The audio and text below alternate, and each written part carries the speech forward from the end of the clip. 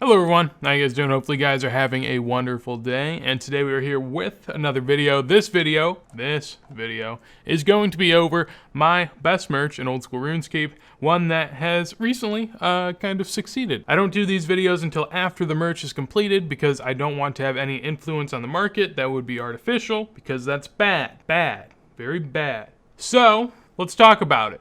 The reason I did this merch is because I had a lot of leftover money. A buddy of mine had a lot of leftover money. He said to me that if I borrowed his money, I could take half the profit if I also promised to, kind of pay for half the loss if we were to lose money on it. So essentially, he's just giving me some extra money to invest with if I invest his money. Net, two happy brothers, handshaking, having a good old day, and it worked out for us. So on top of having all that money, also I've been working on a series of mine called Free to Play to Max, the account name right here. That takes up a lot of my time, so a lot of the money that I have on my side accounts that I don't use at all on this account, this has nothing to do with this account. So let's head on over to the other account that was actually holding about half of all of the stuff that I had. So this is one of my two accounts that I use to buy items. It's also one of my two Rune Dragon accounts, and that is why he is looking so spectacular in this gear right here. I've been working on this account, just killing some Rune Dragons here and there whenever I can, and I really don't need the extra money on the account because, I can't make my gear any better for Rune Dragons. So, point of it all, I had a lot of spare money, and I wanted to see if I can make a little bit of money buying an item on the Grand Exchange and seeing if it went up. And so now this is when we go to look at graphs and talk about why I decided to invest in Zora Scales, kind of the thought behind what I was doing. I've seen lately that kind of a lot of people bought into Zora Scales, so I'm glad that I was able to pick up on what seems to be a somewhat obvious investment. A lot of the reason as to why I like this item is, one, because it seemed like a very quick, maybe bounce back type of item. I got partially lucky, and I'll explain as to how that is a little bit later, but in addition to that, it's also very easy to buy because, as you can see down here, it says the scale buy limit in the bottom right by this graph is 30,000.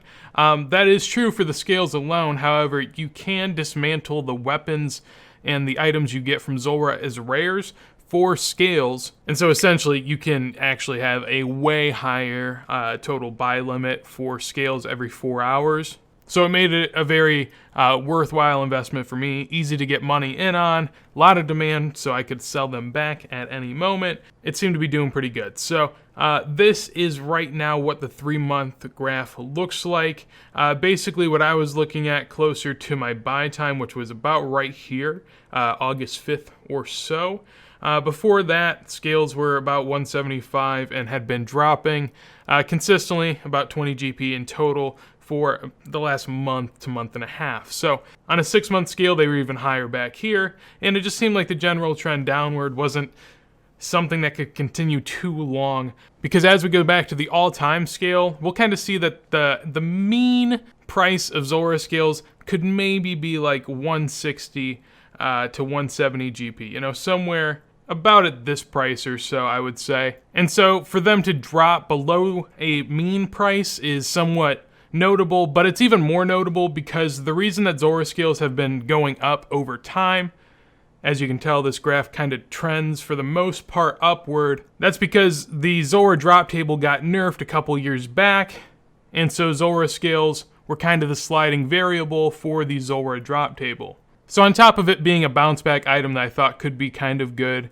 it had a lot of liquidity. I could buy and sell the item pretty easily, and on top of that, it basically seemed to be at about a bottoming point, 150 GP for Zora Scales. In my opinion now, the bottom point I could see Scales ever getting to is probably about 130 GP, because as I was saying, the GP per hour of Zora has gone down drastically since they updated the drop table a long while back. So to make up for that lost GP, Zora Scales kind of have to go up a little bit. And as moneymakers get better over time, Zora has to get a little bit better to make up for the, lost ground. And the way to incentivize people to get to Zora is for the scales to go up, because the scales are almost always in demand since they're needed for very necessary weapons in old school RuneScape. That was really why I invested into this. At the time, they just seemed to be so low that I felt I had to buy in. I bought in at this little bottom point here at about 150. About a week in, they had a natural bounce back a little bit up to about 155, 160. And then there is a dip right here. This dip is because about a week into my hold, Jagex announced the potential for a pulled helmet that could kind of outclass the Serpentine helm at a couple different places, or at kind of a lot of places. And that was the reason that scales started to go down a little bit more. So obviously, I felt a little hard done by that, but I didn't think it was too big of a drop, and I didn't expect too much to happen. I still felt really good. And then my merch kind of took a turn. I would imagine some of this is bounced back, but for the most part, this kind of has to do with bots being addressed for Zulrah. I guess the reason that the Zulrah scales are kind of artificially low, and that's kind of what I thought from the beginning, was that they seem just way too low. It is in big part due to the bots that are farming scales, and recently Jagex has proposed to make a change to Zulrah and lock it behind further content. The thought process there being, if it's harder to create a bot account for Zulrah, then it's less likely to be botted, and it's harder to make another bot for Zulrah if you do get banned the first time. So basically, trying to kill bots, seeing what they can do, and God, did Zulrah skills absolutely shoot up from there. If we look at how long I probably held, it was about August 5th was my buy date, and then I ended up selling them at September 22nd. So about 6 weeks in total was how long I was on this. And once they hit a little over 200, I sold most of mine for 204, 205. I decided it was probably a good time to get out. Could they go higher? Yes. But with how quick I'd already made all this money, I figured I may as well just get out now, maybe get in on another merch in the future, and just try not to stay too long to where maybe I lose some money.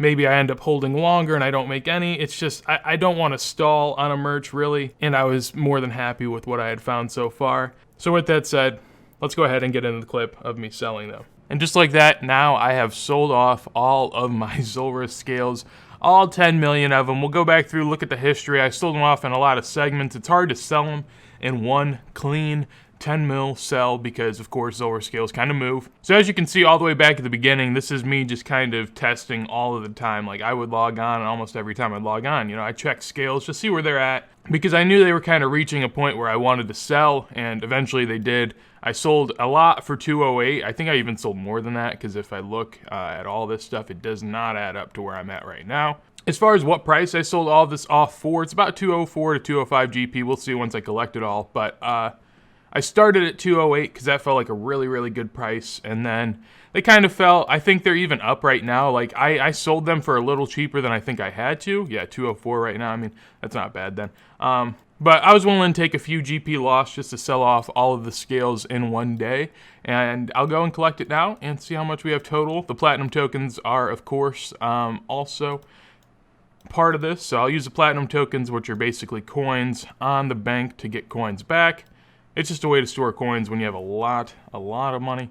And I was using it as a way to separate the two cash stacks so I wouldn't get confused. But that is 2 bill and 41 mil coming in there. So obviously, I'm so pumped for this. Last time I did a merch like this, it was bonds. It took so much longer. I sat on those bonds for like 8 to 9 months, and that was just hard. A lot of stress. I mean, it's not really that stressful after that long. It's just kind of tedious. This was quick, painless. There is a part of me that wishes I hadn't have sold them, because they could still go up, I think, especially with the proposed changes to how Zulrah is accessed, because really at the end of the day, as I talked about earlier, like, scales are the variable for Zulrah, so, if it is like that, I mean, it makes sense that it would go up. So in total, the profit's 540 mil. As I said earlier, not all of this is mine, and mine is close to 405 mil. It'll probably be a little above that once I go back and look at the prices at which I bought my scales. But that was an absolute blast, and I'm so glad that it ended up working out for me. Sometimes even if you feel like you have a good merch, it can always go sideways. And I got kind of lucky with Jagex deciding to maybe start debating locking Zulrah behind greater content, because that obviously just hyped up Zulrah skills a lot. And rightfully so. 200 GP for a Zulrah skill isn't all too bad. They were insanely cheap, and something ended up getting done about it, so I'm pumped. So that was me a few days ago before I decided to go and spend my money even a little bit more. Right now with me, I have 2/3 of a bill, but my overall cash stack, my net worth is definitely a little bit more. I have a scythe that I recently bought on the Grand Exchange that kind of dipped a little bit and has actually rebounded like 30 to 40 mil, so feeling good on that. The scythe, along with a lot of my gear on this account, is currently with a buddy of mine. He is on the rebuild grind because he liked the sand casino. So I wanted to help out my homie, but here soon, I asked if I could have the money back. Obviously, he said yes, because, you know, we roll like that. And once I get all my money back, the plan is to start a series where basically I do this same sort of thing every month or two.